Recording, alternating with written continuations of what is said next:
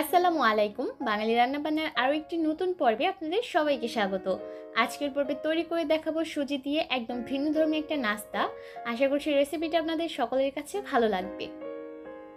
নাস্তাটা তৈরি করার জন্য প্রথমেই একটা বাটিতে নিয়ে নিলাম 1.5 কাপ পরিমাপের সুজি।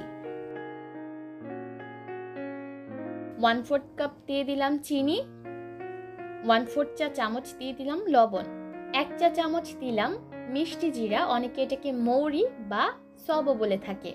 এবার সব কিছুকে একসাথে ভালোভাবে মিশিয়ে নিচ্ছি। আর মেশানো হয়ে গেলে এর মধ্যে দিয়ে দিলাম 2 টেবিল চামচ গুঁড়া দুধ। গুঁড়া দুধের সাথেও ভালোভাবে নেড়েচেড়ে মিশিয়ে দিয়ে এবার এর মধ্যে অল্প অল্প করে নর্মাল পানি দিয়ে একটা ব্যাটার তৈরি করতে হবে।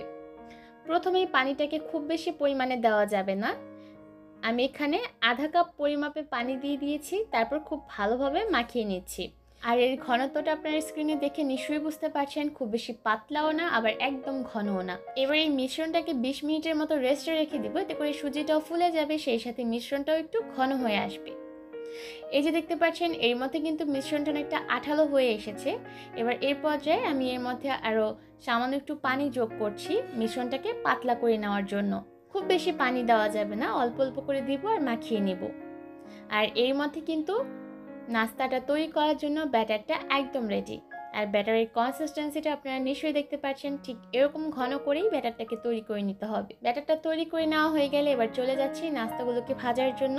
নাস্তাগুলো ভাজার জন্য চুলায় পর্যাপ্ত পরিমাণ তেল মিডিয়াম হিটে গরম করে নিয়েছি। এবার একে একে নাস্তাগুলোকে তেলে ছেড়ে দিচ্ছি। চুলার আঁচ মিডিয়াম হিটে রেখেই নাস্তাগুলোকে উল্টে পাল্টে লালচে বাদামি রং হয়ে আসা পর্যন্ত অপেক্ষা করতে হবে। আর হ্যাঁ, আমার ফেসবুক পেজ বাঙালি রান্নাবান্নায় আমার প্রতিটা ভিডিও আপলোড দেওয়া হয়। আমি ডেসক্রিপশন বক্সে লিঙ্কটা দিয়ে দিব, আপনারা চাইলে ফলো করে রাখতে পারেন। এতে করে আমার প্রতিটা ভিডিওর নোটিফিকেশন আপনাদের কাছে সবার আগে পৌঁছে যাবে। চুলার আঁচ মিডিয়াম হিটে রেখে 6 থেকে 7 মিনিটের মতো ভেজে নিলেই দেখবেন নাস্তাগুলো লালচে বাদামি রং হয়ে আসবে। এবার এই নাস্তাগুলোকে চুলা থেকে নামিয়ে নিচ্ছি। একদমই সহজ আর সিম্পলভাবে তৈরি করে নেওয়া এই নাস্তাটা খেতে কিন্তু দারুণ মজার হয়ে থাকে।